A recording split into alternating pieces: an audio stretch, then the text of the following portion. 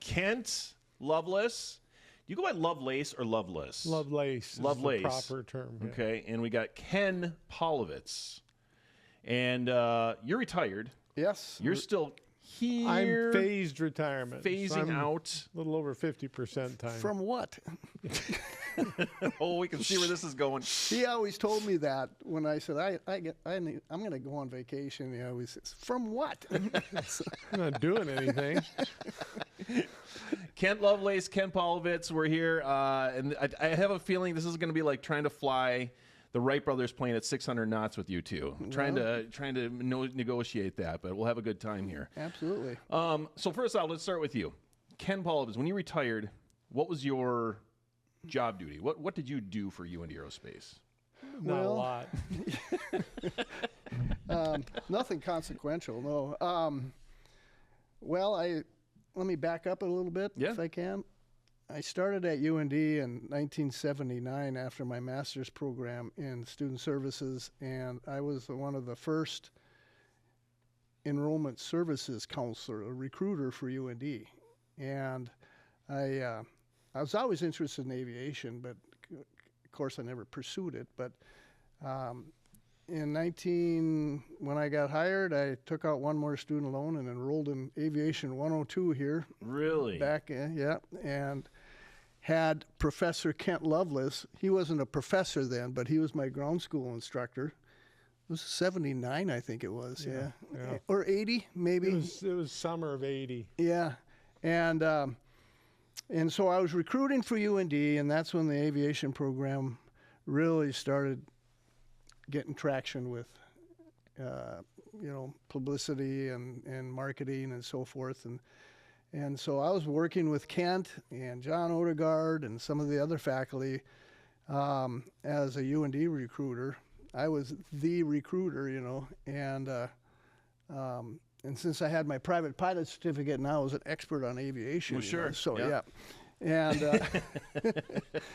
and then in 1985, John Odegard said, "Why don't you come over and do this full time?"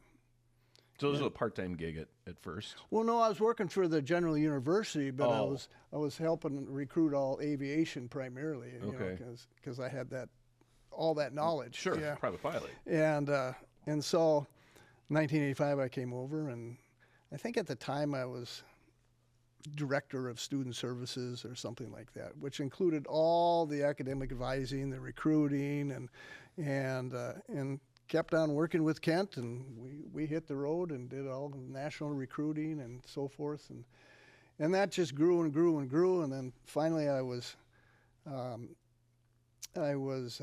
helped by creating our own student services office. At the time, it was called Student Services, and got a couple more academic advisors and so forth. So, long story short, I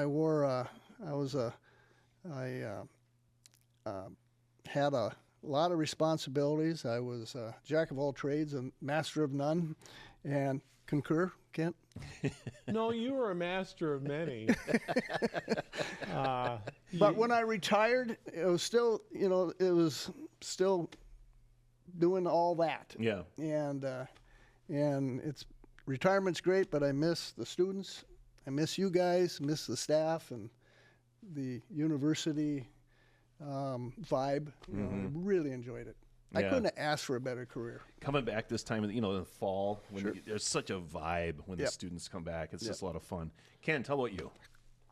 Well, I was a student at St. Cloud State University in 1975, 76.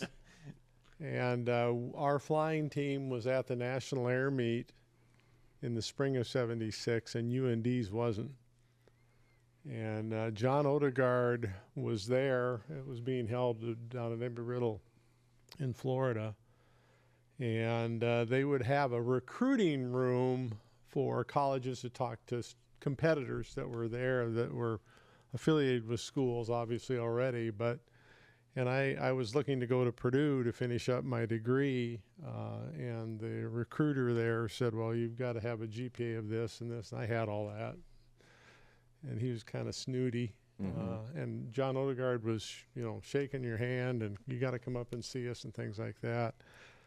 So I flew up in the summer of '76, and John Odegard picked me up at the airport, took me to lunch. Wow. And he was trying to rebuild the flying team, and I'd gotten second place in an event that year. So he came up after the banquet and said, "You got to come." Aircraft wreck? Yep, aircraft wreck. There you go. And so I came up in the fall of '77 to finish my degree.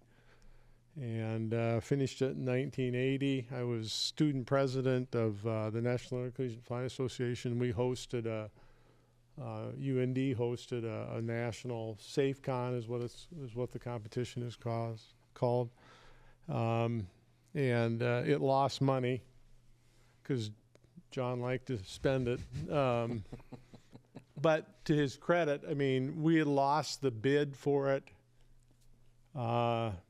At the prior national air meet, because I talked about, when I presented the bid, I talked about the runways, ramps, hangars, ATC, and the school that got the bid talked about barbecues on the beach. Where was that, I wonder? Mobile, Alabama. Anyway, NIFA found out they couldn't do it, so we only had 6 months to put it together, and we put it together, but started working with John at that time frame. And then I was assistant chief flight instructor starting in 1980. I was the second assistant chief because Don Dubuque, I held the door open for Don Dubuque, and Don Dubuque signed the paperwork first. Wow.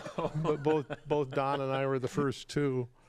And then I worked on a master's degree, and it was John's vision for me to join the faculty. And he had done that for other people, like Jim Bunkie, wanted to be an airline pilot. No, you need to go sell airplanes. Mm-hmm. And John had an ability to know where people belong. Really? And so I joined the faculty in '84. Yep. Yeah, you guys, that's amazing. You guys have both mentioned John Odegard. I mean, I think he's been basically a pinnacle of your career at UND Aerospace. What's one word to explain it for people who have never met him? Well, visionary. Okay. Energy.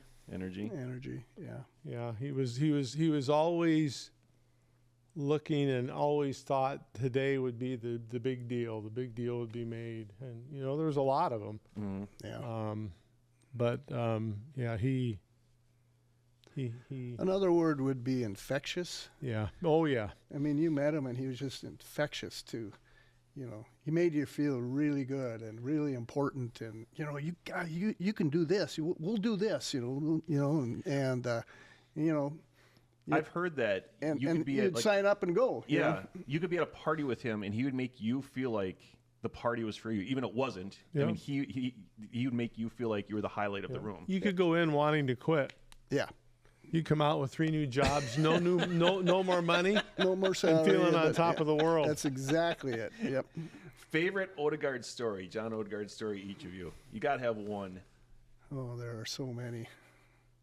From the the history of UND Aerospace starting, there's got to be one that just sticks out in your brain as the one. Well, what do you think, Kent? Well, there's some that I won't talk about. Yeah. I could flying with him. First of all, flying with him, he was a natural pilot. Yep. And he loved to do that. And I flew with him in the citation that we had, and I'd be doing the taxi checklist, and he'd be passing through 10,000 feet. So he was just a pure natural pilot. Yep. And the only time he hated to stop for gas. Oh yeah. Oh really? Oh, that was inefficient if you had to. Yeah. I had the flying team down at Thibodaux, Louisiana, and I'd taken the jet down there, and we won. This is in 88, I think we won the air meet again, and that was the 4th consecutive one that we had had. And I called John, and when I got back up to Grand Forks, and he said, well, did you go nonstop from Thibodaux, Louisiana to Grand Forks? And I'm going, no, we're heavy, We couldn't take full fuel. And he goes, oh, come on, Lovelace. Thibodaux to Grand Forks, no-brainer, nonstop. And then I said, well, I had to shoot an approach. Where'd you stop for fuel? I said, Des Moines, but I had to shoot the approach down to minimums. Oh, okay, good. So it was all better because I had, got. I remember it might have been that same time or another time you guys won, but he and Dave Rivers, who was our that was a trip down to air traffic coordinator, air traffic control coordinator for the program, and Dave wasn't a pilot, and it was just he and Odegard in the citation. Of course, John was flying it single pilot, and they were going to Thibodeau. Was that the same trip, maybe? Or? Yeah. Anyway, so it's just him and Dave, and they take off, wheels in the well, and out of Grand Forks, and he looks over at Dave, and he goes, "This is going to be close." And Dave was deathly afraid of flying. Yeah. What do you mean? Well, I think we'll make it, but I don't want to stop for fuel. I think we'll make it. That's a good one to hear. But, there's so many memories about John. I mean, he was so involved and so driven. And, and we, today, I don't think the faculty and staff have any idea how, we were driven by John and happy to do it. But, I mean, he was a taskmaster, and we saluted and said, because we wanted to. Right, yeah. We believed in the program, we believed in the university, and he expected 50 hours from you. So I'd come in on Saturdays. Yep. And he'd be working. Wow. I'd go out to the airport, for flying with students or giving a stage check or whatever. His car would be there. I mean, so you couldn't work more than him, even though you might try to. And he was just working so hard himself, and the whole organization was that way in the early years. I mean, everybody was at max effort, whether it be George Hammond, Director of Flight Operations, or Les Severance, the Assistant Director, as an example. I mean, everybody was just max. Well, it's gotten to the point where it's a very well-oiled machine at this point. Yeah. But getting it to that point, Right. I mean, you guys were in the depths of it at that point. Yep. Right. So I remember when this is probably one of my best memories of John.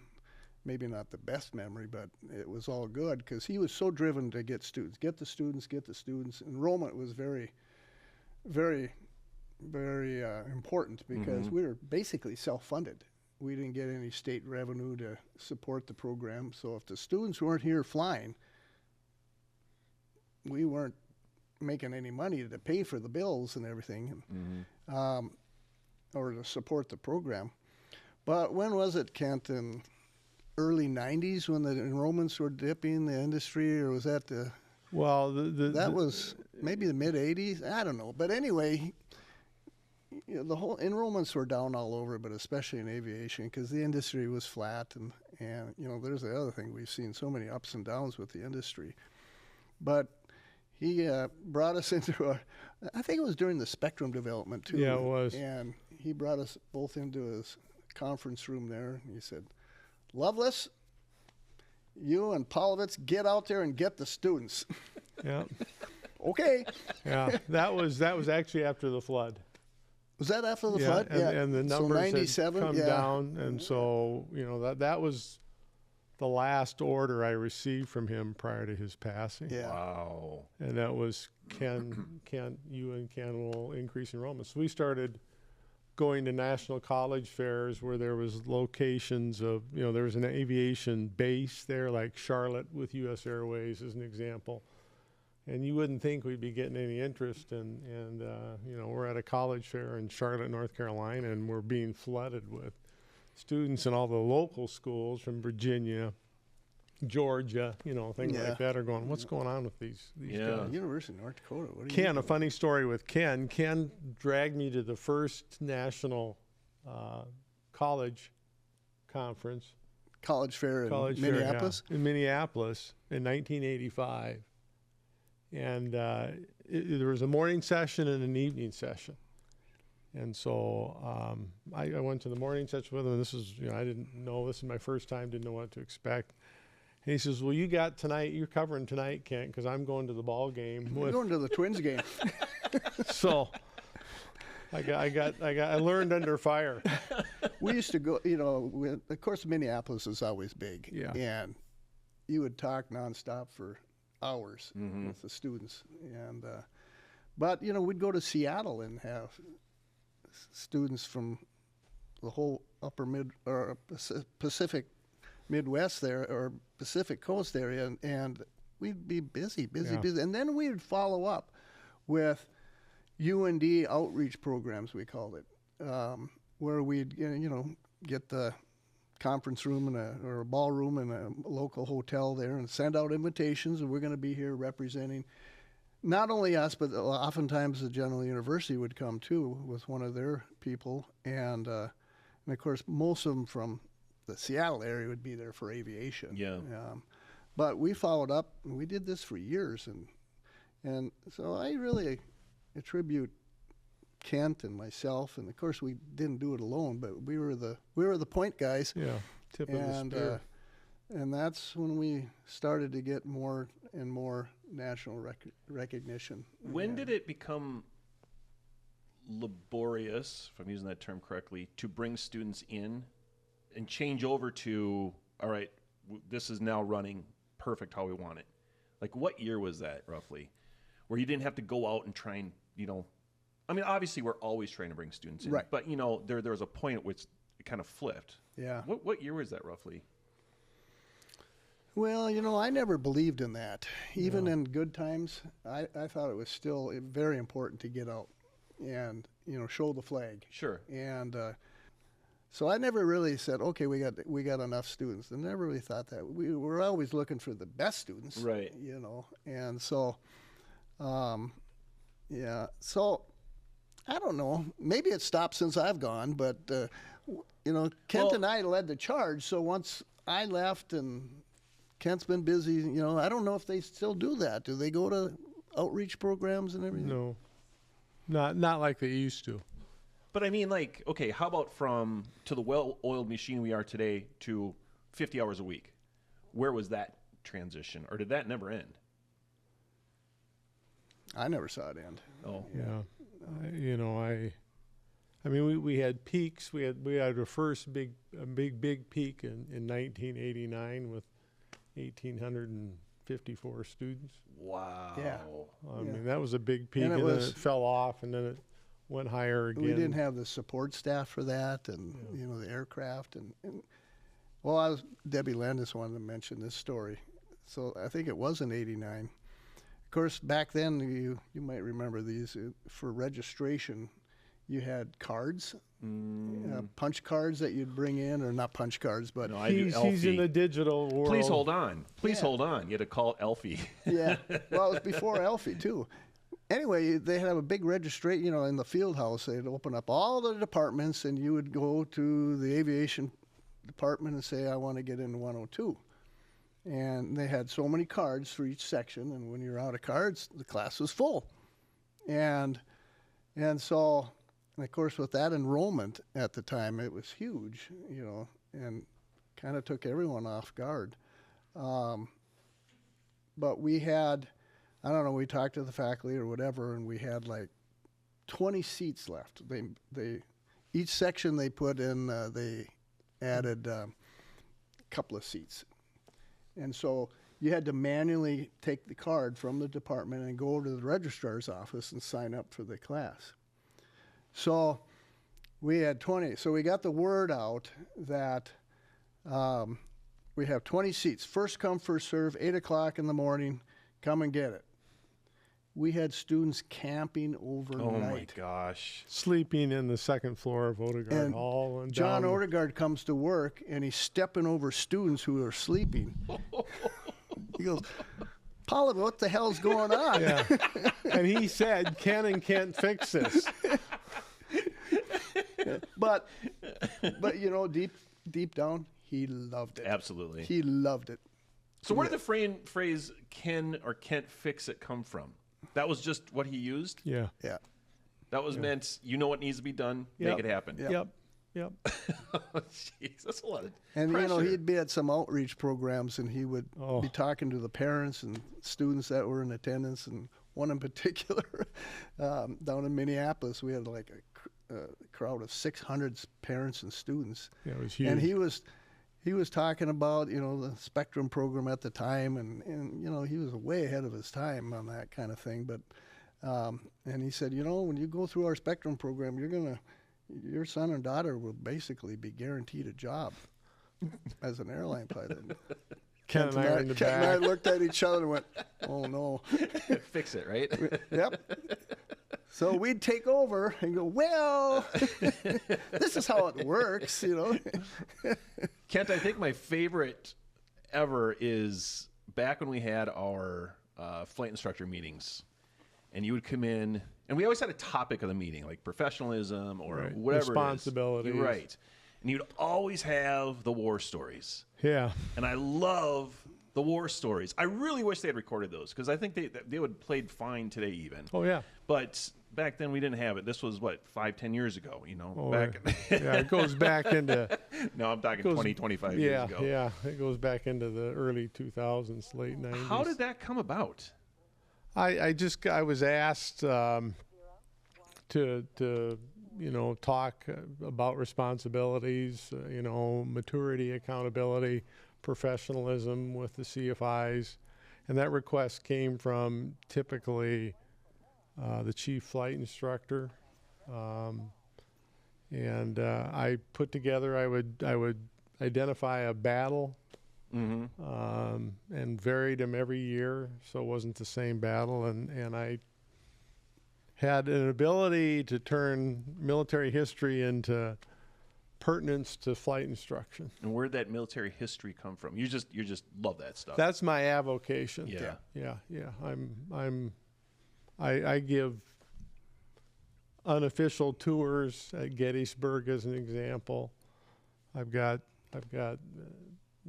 taken I've learned so much about colleagues and alumni to places like that. So when in our travels, he'd always point out or find the battlefields, primarily Civil War, but not always. And I learned a lot about U.S. military history, and I really wish we had those. and I go, how do you remember all they this had to stuff? cut them out because they had to start paying the flight instructors for the workshop, so they couldn't afford me anymore.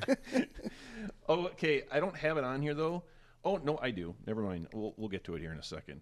Well, we'll do it right now. We're going to address the elephant in the room. The 5 main ingredients for incoming students. Oh my goodness, it's famous, I know. Who put you up to that? When I came over in '85, I had a private pilot certificate, as we've talked about, but I didn't know how the career worked. How did you become an airline pilot? And most of our incoming students say, I want to be an airline pilot, but they didn't have no idea what steps you need to take to get there. So I was educating myself and all that, and I kind of summarized it by, when I would teach the orientation classes, I'd always, each session, I'd try to be on one of these 5 main ingredients, which are still, in my opinion, still very pertinent. First of all, you need your education. Okay. So that's ingredient number 1. Get your formal education. You might think you know everything, but no, you don't. And so you got to build that foundation. And then secondly, with most careers, you need technical education with it. In this case, you need to know how to fly. You might be a 4.0 student through the books, but if you don't have the coordination and so forth, the knack for flying, actual hands-on, if you go to dental school, at some point you got to learn how to get in there and fix someone's teeth. You got to do it, and so that's the second one. The third one was you're gonna need some experience. You don't graduate and become a partner in your accounting firm once you. And the same thing with the aviation industry. You start at the bottom and you work your way up, and it might be a long, long time before you're a captain, Right. Yeah. or whatever, and and then the fourth one was your medical. And of course, in aviation, and it's more pertinent today, especially with the mental health problems or situations we're seeing ourselves in. And, you know, UND's been a leader in that too, but you got to take care of yourself. And not only you have to get a medical, but you got to keep it. And so, and, you know, and that has aspects of life no matter what, to any career. But, and then the fourth one is your ability to work well and get along with others. Probably the most important. Yeah. I mean, I always said, if you're a dork, you know, and the students would laugh at that, but you're not going to succeed in any career, but certainly in this industry. You know, you got to understand this is the largest industry, one of the largest industries in the world, but the closest knit. And so, you know, you have to work well and be able to honesty, integrity. So those are the 5 main ingredients that I came up with to help me understand how to portray an aviation or any career to all of our incoming students. Okay. Kent, how about you? What's your 5 minute? No, I'm just kidding. But what's one, like 1, 2, 3 words that make someone coming to UND as a pilot successful? Discipline, preparation, and responsibility. Yeah. Accountability. Yeah. Okay. And you have to, with anything, you have to stick to it. Yeah. Yeah. You know, instant results don't happen in any career, but, you know. I mean, as this program has morphed, you know, our policies and procedures used to be a lot thinner, you know, and as the world of aviation has changed, you know, safety programs as an example, the policies and procedures and the hoops and everything that people have to jump through to fly here, and I don't mean that in a bad way. Yeah. It's gotten more complex. Yep. Definitely. And so that's where the discipline and so forth, the tenacity needs to. Yep. If you're not that kind of a person, or you think they're going to give me college credit for flying airplanes, that sounds like fun. It's a lot of work. It is a lot of work. It is a lot of And work. it should be a lot of work. It's an important, you know, there's safety ramifications. You have to know what you're doing. And what you're getting yourself into, Right. you know, before you go and commit 4 years and Right. a lot of money into something, Right. you better be driven, you better be focused, and you better be wanting to do Yeah. it. You Yeah. know, I always just tell all my students, you know, you start out, and it happened to me too. You know, when I got my private pilot certificate, I never worked so hard in my life. I did it in the summer, and I did it in 2 months, so I was pretty proud of that. But I never worked so hard in my life. I was working full time too, so. You know, I had to run out to the airport at 6 o'clock in the morning and get back to Twomley by 8 and whatever. And so I try to tell students that, you know, it's a lot of fun, but it's a lot of work, and you got to stick to it. yeah. I went down to Miami and got my type rating before our new Sims came in, and it was 6 weeks. And when I got back, I said to people that were asking me, I'm like, I'd rather take a semester of college than go back and do that, because it was so much work. It was so rewarding. Yeah. But it was so Intense. much work. Intense. Very intense. Yeah. Absolutely. Well, you guys are both kind of retired. What's your next steps? Where do you go from here? Yeah. You know, very happy in retirement. Try to stay connected to the university and to the program. But really just enjoying life. Yeah. What are you doing in retirement? Doing some travel, more travel. I took Kent's advice and went on a couple of cruises now. Oh, yeah. And we're very busy with the grandkids because they all live close to us, and so we're very blessed with that. So, yeah, we're enjoying the winter months. We go to Florida or California, Palms Desert area, or off and on. So we don't own a place anywhere, but we have our lake cabin still. It keeps us busy in the summer there. But no, just trying to, you know, count our blessings, which Yeah. are many. Yeah. And I do miss the involvement here. Like I said earlier, I had a perfect job. I loved it, and I didn't plan it that way, but it happened that way. And so more of the same, I guess. Just keep enjoying it and keep connected. Okay. Kent, how about you? Well, You do any traveling? I've heard you've traveled once or twice in your life. Yeah, we've done. We just completed our 36th cruise. 36. Yeah, and I was because of phased retirement. I'm teaching the second half of this semester, which is really hard for me, to be honest, to be here and not be teaching. It's just odd. Yeah.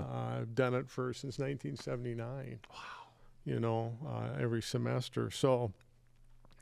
I'm afraid of retirement in reality because I've always been busy and so forth. I've done the phased retirement paperwork, so I've got a May of 27 is, I don't have any choice at that point. I'm done. Okay.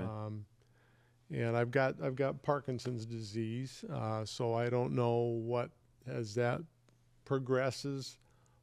Will I be able to teach next academic year or not? I don't know.